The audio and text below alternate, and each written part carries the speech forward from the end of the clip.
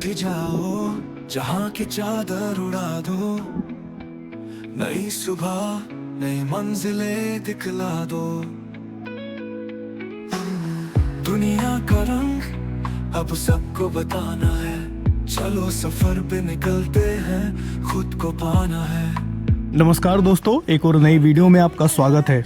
और अभी हम लोग आए हुए हैं मध्य प्रदेश की राजधानी भोपाल से लगभग 40 किलोमीटर की दूरी पर स्थित सीहोर में, जहां पर बना हुआ है भगवान श्री गणेश का चिंतामन गणेश मंदिर। तो अभी हम लोग पहुंच चुके हैं चिंतामन गणेश मंदिर पे और हमने यहां से प्रसाद वगैरह भी ले ली है। मंदिर के बाहर ही आपको प्रसाद की कई सारी दुकानें देखने को मिल जाती हैं, तो आप यहां से मंदिर में चढ़ाने के लिए प्रसाद वगैरह आराम से ले सकते हैं। तो इस वीडियो को आप कम्प्लीटली वॉच कीजिएगा, क्योंकि इस वीडियो में आपको इस मंदिर से जुड़े हुए इतिहास के बारे में कुछ जानकारियां हम देने वाले हैं, जो कि यहाँ आसपास के क्षेत्रों से हमें प्राप्त हुई हैं। चिंतामन गणेश मंदिर जो है ये सीहोर का एक ऐतिहासिक मंदिर है, जो कि सीहोर और उसके आसपास के क्षेत्रों में काफ़ी प्रचलित है। ऐसा बताया जाता है कि सीहोर का जो प्राचीन नाम है वो सिद्धपुर है, तो पहले इसे सिद्धपुर के नाम से ही जाना जाता है। और आपको यहाँ गणेश मंदिर के बाहर भी बोर्ड पे लिखा हुआ दिख जाता है सिद्धपुर।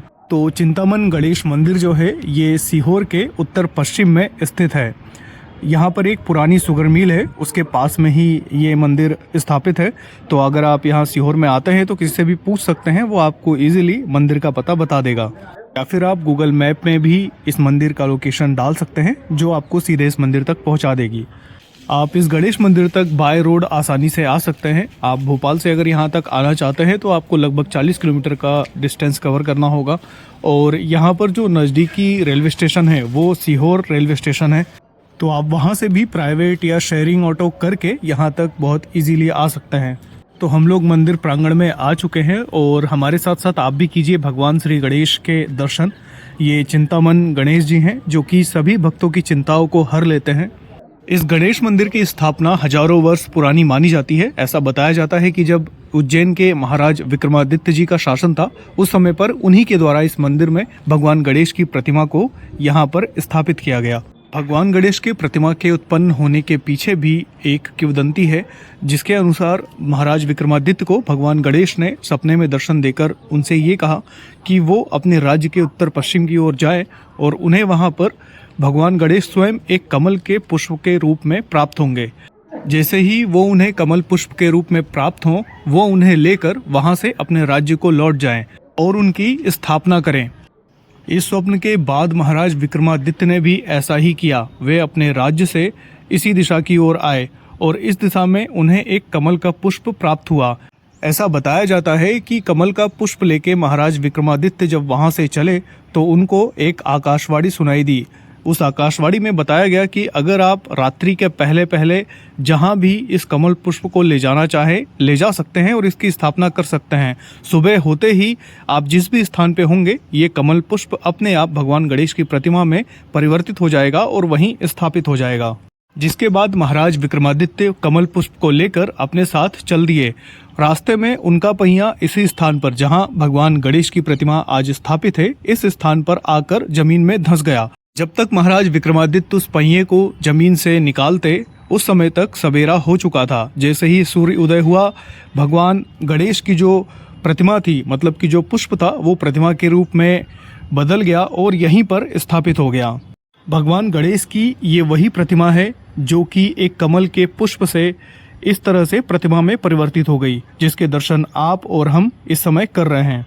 इन सब घटनाओं के बाद महाराज विक्रमादित्य ने भी इसे भगवान गणेश की इच्छा मानकर इस प्रतिमा को यहीं पर स्थापित कर दिया और यहाँ पर एक मंदिर का निर्माण करवाया, जिसे आज हम और आप सभी लोग चिंतामन गणेश मंदिर के नाम से जानते हैं। मराठा साम्राज्य के समय पर इस मंदिर की जो दशा थी वो काफ़ी जीर्ण हो चुकी थी, जिसके बाद मराठों ने भी इस मंदिर का जीर्णोद्धार करवाया।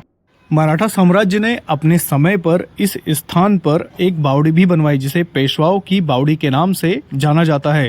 तो मैं आपको लेकर चलता हूं और पेशवाकालीन जो बावड़ी है यहाँ पर वो दिखाता हूं। ये जो बावड़ी यहाँ पर बनी हुई है, ये मराठा साम्राज्य के समय की बनी हुई बावड़ी है। बहुत ही सुंदर बावड़ी है, लेकिन इस समय पे इस बावड़ी की बहुत बुरी तरह से दुर्दशा हो रखी है। गंदा हो चुका है पानी और इसमें लोगों ने पन्नी कचरा सब कुछ डाल रखा हुआ है। ये बावड़ी बहुत ही सुंदर है। अगर अच्छे से साफ सफाई करके इस बावड़ी को क्लीन कर दिया जाए तो ये एक बहुत ही अच्छा टूरिज्म अट्रैक्शन भी हो सकती है लोगों के लिए। सीहोर में ही पास में पार्वती नदी भी है, जहाँ पर विक्रमादित्य, जो महाराज विक्रमादित्य थे, उनको कमल का पुष्प मिला था, उसी पार्वती नदी में मिला था। तो वो भी यहाँ से पास में ही है। अगर आप आए तो वहाँ जाके विजिट कर सकते हैं। अभी हम लोग वहाँ पर नहीं जा पा रहे हैं। और किंवदंती इस क्षेत्र से, इस मंदिर से जुड़ी हुई है, जिसके अनुसार आज से लगभग 150 से 200 साल पहले जब इस मंदिर में ताला नहीं लगता था, उस समय पे भगवान गणेश की जो आंखें थी वो हीरे की लगी हुई थीं। लेकिन कुछ उपद्रवियों द्वारा भगवान गणेश की वो आंखें यहाँ से चुरा ली गईं, जिसके बाद भगवान गणेश की प्रतिमा के आंखों से दूध की धारा बहने लगी, जिससे पुजारी और गांव वाले जो लोग थे वो भी काफ़ी चिंतित हो गए। तब भगवान गणेश ने पुजारी जी के सपने में दर्शन देकर कहा कि आप परेशान ना हो और मुझे चांदी की आंखें लगवा दें। जिसके बाद भगवान गणेश जी की चांदी की आंखें लगवाई गईं और उसके बाद ही मंदिर के अंदर ताला लगाया जाने लगा। इस मंदिर प्रांगण में आपको भगवान गणेश के अलावा माँ दुर्गा, भगवान भोलेनाथ का शिवलिंग और साथ में अन्य देवी देवताओं की प्रतिमा भी दर्शन करने को मिलती है, जिनकी पूजा और आराधना आप यहाँ पर कर सकते हैं। इस समय हम लोग मंदिर के पीछे की तरफ है, जहाँ पर लोग स्वास्तिक बनाते हैं अपनी मन्नत मांगने के लिए। तो जैसा कि आप लोग मंदिर की दीवार के ठीक पीछे की तरफ देख पा रहे होंगे, बहुत सारी संख्या में लोगों ने स्वास्तिक बनाए हुए हैं। पहले यहाँ पर उल्टा स्वास्तिक बनाया जाता है और जब मन्नत पूरी हो जाती है तो उसी स्वास्तिक को फिर वापस आकर के सीधा बनाया जाता है। स्वास्तिक बनाने की ये मान्यता भी भगवान गणेश के इस मंदिर में बहुत प्रचलित है। ऐसा माना जाता है कि भक्तों की हर मनोकामना भगवान गणेश जरूर पूरा करते हैं। एक और किंवदंती इस क्षेत्र में काफी प्रचलित है, जिसका चलन आज भी देखने को मिलता है, जिसके अनुसार करीब 60 से 70 साल पहले इस गांव में, इस क्षेत्र में प्लेग की बीमारी फैल गई। इसके निवारण के लिए पुजारी जी ने गांव वालों सहित भगवान गणेश के इस मंदिर में प्रार्थना की और हर गणेश चतुर्थी पे यहाँ भंडारा करने का भी प्रण लिया। भगवान गणेश के आशीर्वाद से प्लेग की बीमारी पूरे गांव में ठीक हो गई और तब से ही यहाँ पर भंडारे का आयोजन किया जाता है प्रत्येक गणेश चतुर्थी के दिन। तो दोस्तों, आज की हमारी इस वीडियो की ये जो इन्फॉर्मेशन थी आपको कैसी लगी, आप हमें कमेंट करके जरूर बताइएगा। अगर अभी तक आपने हमारे इस चैनल को सब्सक्राइब नहीं किया है तो इसे सब्सक्राइब कर लीजिए, क्योंकि इसी तरह की और भी वीडियोस हम आप लोगों के लिए लेकर आते रहते हैं। तो हम आपको मिलते हैं एक और नई वीडियो में। तब तक के लिए जय सिया राम, जय श्री गणेश।